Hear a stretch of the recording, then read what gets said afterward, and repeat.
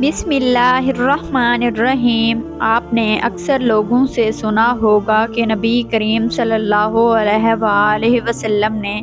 सारी ज़िंदगी नमाज के लिए अज़ान नहीं दी। वो कौन सी वजह थी कि जिसकी वजह से नबी करीम सल्लल्लाहु अलैहि वसल्लम ने अज़ान नहीं दी? क्या ये हकीकत है कि वाकई नबी पाक ने अज़ान नहीं दी? इस बात में कितनी सदाकत है, आज की इस वीडियो में हम आपको तफसील से बयान करेंगे। लेकिन इससे पहले कुछ अहादीस अज़ान की फ़जीलत के बारे में समाअत फरमाइए। हज़रत अबू हुरैरा रज़ी अल्लाह अन्हा से रिवायत है कि रसूल सल्लल्लाहु अलैहि वसल्लम ने इरशाद फरमाया, मुअज्जिन के गुनाह वहाँ तक माफ़ कर दिए जाते हैं जहाँ तक उसकी आवाज़ पहुँचती है। यानी अगर इतनी मुसाफत तक की जगह उसके गुनाहों से भर जाए तो भी वो सब गुनाह माफ़ कर दिए जाते हैं। जानदार बेजान जो मुअज्जिन की आवाज़ सुनते हैं वो सब क़यामत के दिन उसके लिए गवाही देंगे। मुअज्जिन की आवाज़ पर नमाज में आने वालों के लिए 25 नमाज़ों का सवाब लिख दिया जाता है और एक नमाज से पिछली नमाज तक के दरमियानी औक़ात के गुनाह माफ़ कर दिए जाते हैं। अबू दादा हज़रत अब्दुल्ला बिन उमर रज़ियल्लाहु अन्हा से रिवायत है कि रसूल सल्लल्लाहु अलैहि वसल्लम ने इरशाद फरमाया, मुअज्जिन की आवाज़ जहाँ जहाँ तक पहुँचती है वहाँ तक उसकी मग़फ़िरत कर दी जाती है। हर जानदार और बेजान जो उसकी अज़ान को सुनते हैं उसके लिए मग़फ़िरत की दुआ करते हैं। एक रिवायत में है कि हर जानदार और बेजान उसकी आवाज़ का जवाब देते हैं। हज़रत अबू सहसा रज़ी अल्लाह ताला अन्हा फरमाते हैं कि हज़रत अबू सईद रज़ी अल्लाह अन्हा ने मुझसे फरमाया, जब तुम जंगलात में हुआ करो तो बुलंद आवाज़ से अज़ान दिया करो, क्योंकि मैंने रसूल सल्लल्लाहु अलैहि वसल्लम को ये इरशाद फरमाते हुए सुना, मुअज्जिन की आवाज़ को जो दरख्त, मिट्टी के ढेले, पत्थर, जिन और इंसान सुनते हैं वो सब क़यामत के दिन मुअज्जिन के लिए गवाही देंगे। हज़रत बरा बिन आज़िब रज़ी अल्लाह अन्हा से रिवायत है कि रसूल सल्लल्लाहु अलैहि वसल्लम ने फरमाया, बिलाशुबा अल्लाह ताला अगली सफ़ वालों पर रहमत भेजते हैं, फरिश्ते उनके लिए दुआए मग़फ़िरत करते हैं और मुअज्जिन के इतने ही ज़्यादा गुनाह माफ़ किए जाते हैं जितनी हद तक वो अपनी आवाज़ बुलंद करे।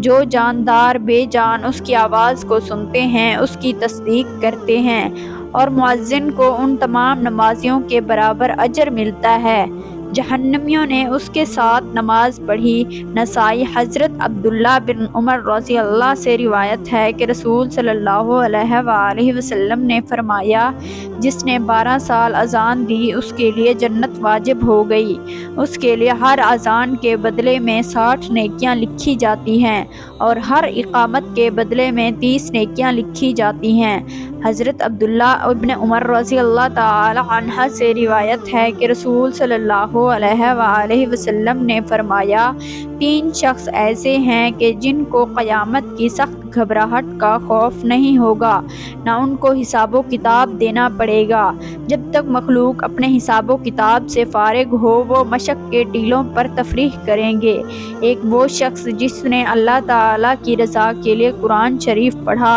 और इस तरह इमामत की कि मक़तदी इससे राज़ी रहे। दूसरा वो शख्स जो अल्लाह ताला की रज़ा के लिए लोगों को नमाज के लिए बुलाता हो। तीसरा वो शख्स जो अपने रब से भी अच्छा मामला रखे और अपने मातहतों से भी अच्छा मामला रखे। हज़रत जाबिर रज़ी अल्लाह ताला अन्हा फरमाते हैं कि मैंने रसूल सल्लल्लाहु अलैहि वसल्लम को ये इरशाद फरमाते सुना कि शैतान जब नमाज के लिए अज़ान सुनता है तो मकाम रूहा तक दूर चला जाता है। हज़रत सलमान रहमतुल्लाह अलैह कहते हैं कि मैंने हज़रत जाबिर रज़ी अल्लाह अन्हा से मकाम रूहा के बारे में पूछा तो उन्होंने फरमाया कि ये मदीना से 36 मील दूर है। حضرت ابو ہریرہ رضی اللہ عنہ سے روایت ہے کہ نبی کریم صلی اللہ علیہ وآلہ وسلم نے ارشاد فرمایا، جب نماز کے لیے اذان دی جاتی ہے تو شیطان بآواز ہوا خارج کرتا ہوا پیٹ پھیر کر بھاگ جاتا ہے تاکہ اذان نہ سنے، پھر جب اذان ختم ہو جاتی ہے تو واپس آ جاتا ہے، جب اقامت کہی جاتی ہے تو پھر بھاگ جاتا ہے اور اقامت پوری ہونے کے بعد پھر واپس آ جاتا ہے تاکہ نمازی کے دل میں وسوسہ ڈالے۔ چنانچہ نمازی سے کہتا ہے، یہ بات یاد کر اور یہ بات یاد کر، ایسی ایسی باتیں یاد دلاتا ہے جو باتیں نمازی کو نماز سے پہلے یاد نہ تھی، یہاں تک کہ نمازی کو یہ بھی خیال نہیں رہتا کتنی رکعتیں ہوئی۔ حضرت ابو ہریرہ رضی اللہ عنہ سے روایت ہے کہ رسول صلی اللہ علیہ وآلہ وسلم نے ارشاد فرمایا، اگر لوگوں کو اذان اور پہلی صف کا ثواب معلوم ہو جاتا اور انہیں اذان اور پہلی صف قرآن دازی کے بغیر حاصل نہ ہوتی تو وہ ضرور قرآن دازی کرتے۔ حضرت ابو ہریرہ رضی اللہ عنہ سے روایت ہے کہ ہم رسول صلی اللہ علیہ وآلہ وسلم کے ساتھ تھے، حضرت بلال رضی اللہ عنہ اذان دینے کے لیے کھڑے ہوئے، جب اذان دے چکے تو رسول صلی اللہ علیہ وآلہ وسلم نے ارشاد فرمایا، جو شخص یقین کے ساتھ ان جیسے کلمات کہتا ہے جو مؤذن نے اذان میں کہے وہ جنت میں داخل ہوگا۔ حضرت عبداللہ بن عمرو رضی اللہ عنہ فرماتے ہیں کہ ایک شخص نے عرض کیا کہ یا رسول اللہ، اذان کہنے والے ہم سے اجر و ثواب میں بڑھے ہوئے ہیں، کیا کوئی ایسا عمل ہے کہ میں بھی اذان دینے والی فضیلت مل سکے؟ رسول صلی اللہ علیہ وآلہ وسلم نے فرمایا، وہی کلمات کہا کرو جو مؤذن کہتے ہیں، پھر جب تم اذان کا جواب دے چکو تو دعا مانگو، جو دعا مانگو گے وہ دیا جائے گا۔ ناظرین کرام، آخر میں ہم آپ کو بتاتے چلیں کہ آیا واقعی نبی پاک صلی اللہ علیہ وآلہ وسلم نے ساری زندگی اذان نہیں دی؟ اس کی کیا وجہ ہے؟ کہ آپ صلی اللہ علیہ وآلہ وسلم سے نفس اذان تو قطعی طور پر ثابت ہے، اس میں کسی کا کوئی اختلاف نہیں، اس لیے کہ سنن ابی داؤد اور جامع ترمذی میں روایت ہے کہ حضرت حسن رضی اللہ عنہ کی ولادت کے وقت نبی کریم صلی اللہ علیہ وآلہ وسلم نے ان کے کان میں اذان دی تھی۔ باقی آپ صلی اللہ علیہ وآلہ وسلم سے نماز کے لیے اذان دینا ثابت ہے یا نہیں، اس بارے میں شروع ہی سے ائمہ محدثین میں اختلاف چلا آ رہا ہے۔ ائمہ محدثین کی اس بارے میں دو رائے ہیں، امام محی الدین النووی اور علامہ جلال الدین سیوطی رحمۃ اللہ وغیرہ ہمہ کا موقف ہیں کہ نبی کریم صلی اللہ علیہ وآلہ وسلم سے اپنی حیات طیبہ میں دوران سفر نماز کے لیے ایک مرتبہ اذان دینا ثابت ہے۔ ان حضرات کا استدلال و ماخذ جامع ترمذی میں حضرت یعلا بن مرہ ثقفہ کی روایت ہے۔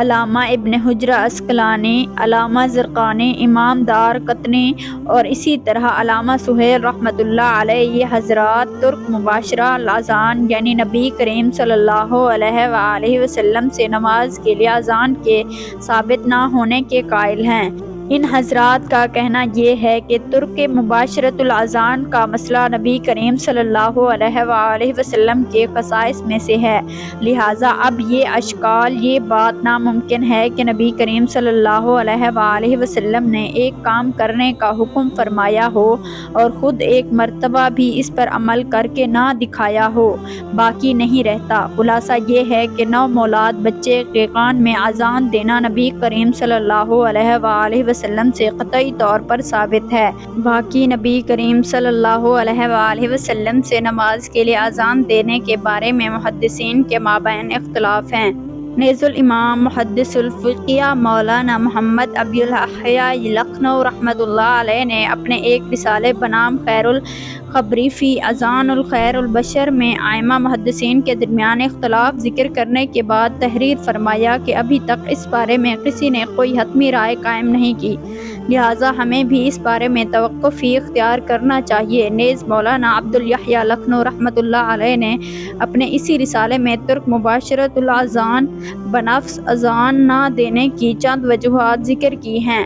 جن میں زیادہ صحیح اور قوی وجہ یہ لکھی ہے کہ نبی کریم صلی اللہ علیہ وآلہ وسلم کے اذان نہ دینے میں در حقیقت خلفائے راشدین کے مشقت میں پڑنے اور احکام شریعت میں خلل واقع ہونے کے اندیشے سے بچنا تھا۔ وہ اس طرح کہ نبی کریم صلی اللہ علیہ وآلہ وسلم جب بھی کوئی کام شروع فرماتے تو پھر اس پر مواظبت اور مداومت اختیار فرماتے، جبکہ منصب رسالت اور احکام شرعیہ مثلاً کفار سے قتال، لوگوں کے درمیان فیصلے وغیرہ جیسی بڑی ذمہ داری انجام دینی تھی جو اذان سے زیادہ اہم اور ضروری تھی۔